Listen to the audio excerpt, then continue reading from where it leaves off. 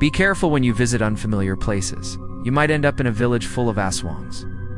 I'm Jessa, and I have an experience I want to share with you. It happened back in 2014, in a barangay in Cebu that I won't name. It's embarrassing to admit, but that year, I eloped with my boyfriend. He eventually became my husband, and we now have 2 children. During that time, someone offered my husband a job in a remote barangay in Cebu. That's where he took me when we ran away. When we arrived at this barangay, it was incredibly isolated. I don't know if it's still the same now, as it's been 11 years.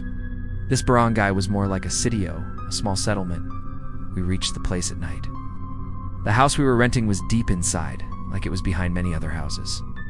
There were some houses along the main road, but to get to our rented place, you had to go through a really secluded path.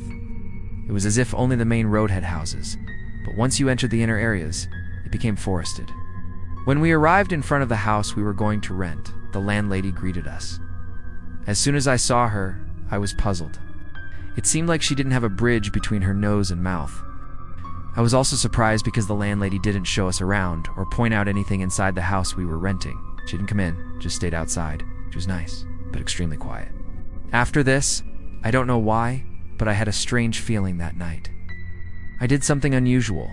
I put salt on all the windows. You might wonder, what are you doing? Well, let me tell you, that was just the beginning of the weirdness. As days passed, I noticed more peculiar things about our new neighborhood. The streets were always eerily quiet, even during daytime. I rarely saw children playing outside or people chatting on their porches like in normal villages. One night I woke up to strange noises outside our window. It sounded like a mix between a bird's screech and a woman's cry. My husband was fast asleep, so I didn't wake him. I peeked through the curtains, but couldn't see anything in the darkness. The noise stopped as suddenly as it had started. The next morning, I asked our neighbors if they had heard anything strange during the night. They all gave me odd looks and quickly changed the subject.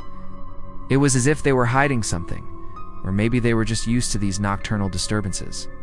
As weeks went by, I started noticing other peculiarities. Some of our neighbors only seemed to come out at night. During the day, their houses looked abandoned, with curtains drawn and no signs of life.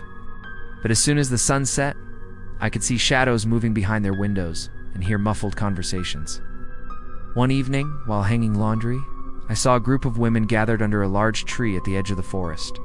They were whispering and giggling, but as soon as they noticed me watching, they dispersed quickly, disappearing into the shadows of the trees. I tried to convince myself that I was just being paranoid, that my imagination was running wild in this unfamiliar place. But deep down, I couldn't shake off the feeling that something was very wrong in this barangay. My husband, however, seemed oblivious to all these strange occurrences. He was always tired from work and brushed off my concerns, saying I was just homesick and would get used to the place soon. But things took a more sinister turn one night. I woke up feeling an intense gaze on me. As I opened my eyes, I saw a dark figure standing at the foot of our bed. It was tall and thin, with glowing red eyes. I tried to scream, but no sound came out. The figure slowly raised its hand, pointing at me. Just as I thought my heart would burst from fear, my husband stirred in his sleep, and the figure vanished.